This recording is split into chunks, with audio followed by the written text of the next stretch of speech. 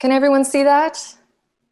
Yes, excellent. Okay, so thank you so much to all of the panelists and to the organizers, including Carol Lockman, for putting together this event.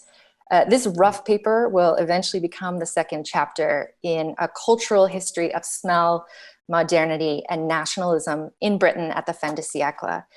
This is the first time that I am presenting this work in progress, so I'm really grateful for any comments, any and all comments. In 1911, retailers in London's elite West End developed a new scheme to entice consumers to buy local. The All British Shopping Week, launched in the spring, brought together retailers from a range of trades to encourage the purchase of goods from Britain and its colonies. The initiative also invoked the senses, as some retailers designed sensory experiences aimed at enhancing the desirability of and consumers' affective connections to national goods. Nowhere was this more evident than at Harrods, the venerable department store in London's Knightsbridge district. In their contribution to the all-British scheme, Harrods transformed its perfumery department into the Salon of Fragrance and Fair Women. Through 27th of March to April 1st, 1911, 50 glamorous actors from the Edwardian stage, such as Maud Allan and Phyllis Dare, posed as perfumery shop girls, signed autographs, and offered sales of Luce's British-made eau de cologne. All proceeds went to the Middlesex Hospital. Harrods' Salon of Fragrance and Fair Women is one example of the ways that in early 20th century London, retailers and tradespeople mobilized the senses in their design of commercial and spatial experiences. However, shopping wasn't an isolated activity separated from broader sensory perceptions that already shaped the city and its inhabitants, not to mention circulating ideas about nation and empire. This paper addresses the relationship between perfumers' attempted manipulation of the senses and existing understands of smell already operating in relation to three locales: in the imperial metropolis and its commercial settings, at the level of the nation, and in relation to empire. In the early 20th century, British perfumers endeavored to develop effective perfumery marketing schemes that extended beyond visual forms. Attention to three modes of marketing across these three smellscapes via commercial experiences, perfumed commodities, and visual advertisements lays bare some of the contradictions and challenges underpinning marketing messages conveyed by Britain's commercial perfumers. So understanding the role of smell in early 20th century Britain is, I would argue, an especially important pursuit given dominant characterizations of Western modernity, and specifically its privileging of visuality, so the development of ocular regimes. I don't have time to get into this now, but my attention to smell is in part a reaction against this fin de siècle ocular centricity, the worldview it produced, and the ways that we, periodically as scholars and historians, remain bounded by these sensory hierarchies that places sight at the top and things like smell at the bottom. To do so, I mobilized the concept of smellscapes, which are defined as olfactory counterpoints to visual landscapes. So these, quote, olfactory geographies were spatially ordered or place related and accommodated both episodic, so foregrounded or time limited, and involuntary background odors. So attention to the three aforementioned smellscapes suggests, again, that early 20th century attempts to promote British perfumery remained ambiguous, at times contradictory, and ultimately furthered retailers' dependency on textual and visual forms to sell olfactory experiences and commodities. So just briefly working through the smellscapes, the first point of focus are commercial smellscapes operating across early 20th century London, and in particular those of modern department stores concentrated in the elite West End. From the development of British department stores from the 1860s, retailers attempted to cultivate consumer sensory experiences, differentiating their elaborated commercial spaces from the tumultuous, allegedly overstimulating outside world. But department stores weren't fully free of sensory assaults, and the mixing of rank and pleasurable odors occurred despite the best efforts of many high-end retailers.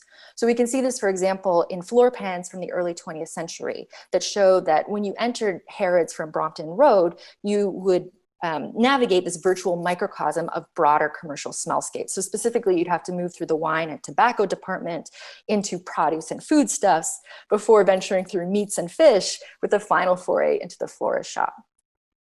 An exception to this lack of olfactory control were department stores' perfumery counters. This was one of the key realms in which commercial providers could effectively curate the smellscapes that welcomed their customers. American Gordon Selfridge understood the power of this sensory experience when he moved the perfumery and beauty department to the front entrance of his Oxford Street store in the early 20th century.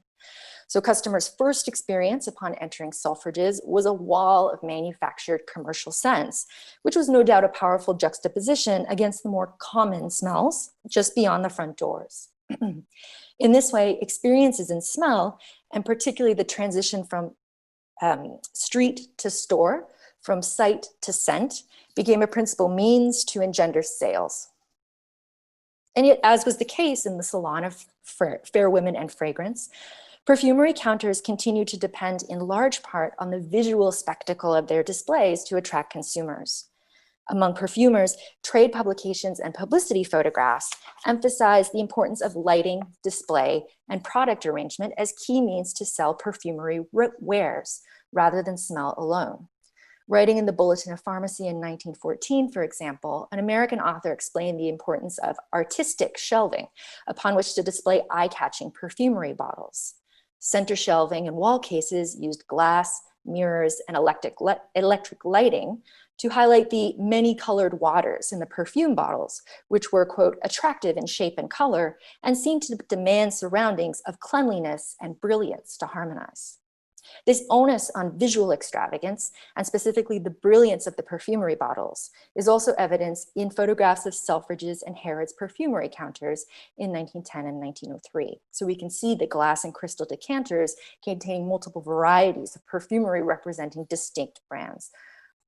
Now, notably, neither trade articles nor photographs suggest the ways that a scent itself could feature in perfumery marketing and sales. To be sure, the arrangement at Harrods seen here suggests that consumers could smell and sample the wares given the presence of carefully placed chairs along the rows of display cases.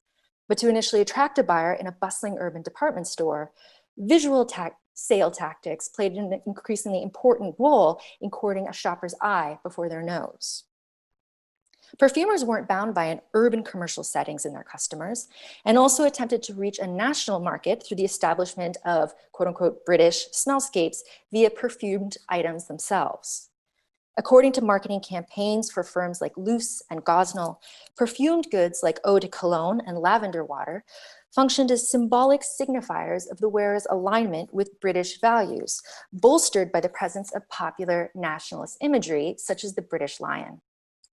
Yet such campaigns proved challenging in the establishment of British smells, and this is always in quotation marks, in part because smellscapes are, by definition, deeply localized, ephemeral, and often time-sensitive. What's more, there were major contradictions underpinning the origins and production of these allegedly British scents. Most notably, eau de cologne didn't originate in Britain, but in Germany, a fact that came increasingly to the fore with the outbreak of the Great War in early August 1914. Additionally, many of the ingredients that made up British perfumery, in fact, derived from locations on the continent and elsewhere around the world. These challenges meant that, despite commercial efforts, a definitive London or British smell remained elusive. But this didn't stop some perfumers from promoting their wares via understandings of shared, symbolic British smellscapes that were allegedly simple, stable, and consumable. A third and final smellscape that featured in early 20th century British perfumery marketing, and specifically via elaborate visual advertisements, was imagined imperial settings. This is most evident in promotional schemes for the firm Grossmith and their quote-unquote Oriental line of perfumes, which, as Anandi Ramamurthy observes, were racialized in their very design. So these were perfumes like Full Nana, Hasun no Hana, and Shem El Nassim. Like other British perfumery firms, London-based Grossmith depended on visual rather than olfactory means to communicate the sensory significance of their goods. In the case of Oriental perfumes, visual campaigns depicted imagined Orientalist images of far-off lands. According to these campaigns, regions had their own discrete smellscapes, the quote, distinctiveness of spice-laden breezes of Ceylon, quote, or the quote, perfumed incense of a garden of Araby, end quote. Notably, these smellscapes didn't align with allegedly malodorous, quote unquote, foreign smells frequently criticized in popular travel accounts and ethnographies when British traveler authors conflated unfamiliar smellscapes with otherness and outsiderness. Instead, when adorned by the white metropolitan consumer, like those who solicited the salon of fragrance and fair women, Oriental smells indicated, quote, refinement, individuality, and culture, end quote, rather than danger and difference. This dynamic is particularly evident in ads from around 1918 for Wana Rani, which depicted an exoticized Ceylonese woman presenting a bottle to 3 white ladies. There's about 2 minutes left, Jessica. Okay. In these visual and imperial fantasies, exoticized women of color held the secret of Eastern smellscapes and were willing to convey this knowledge onto white English consumers. These marketing campaigns obscured more accurate dynamics of imperial power, in which Western colonizers extracted knowledge, resources, and labor, often through violence and coercion.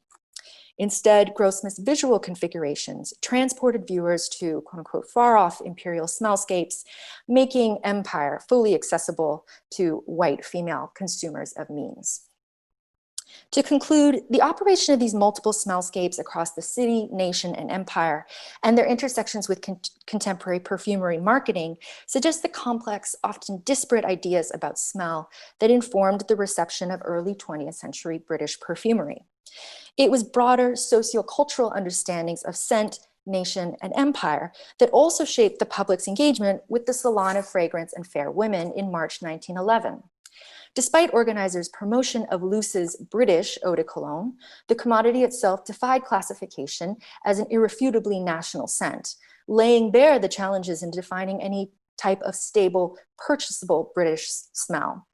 What's more, the event obscured British perfumers' deep reliance on raw materials from a range of global and imperial sources, not to mention their exploitation of colonial labor.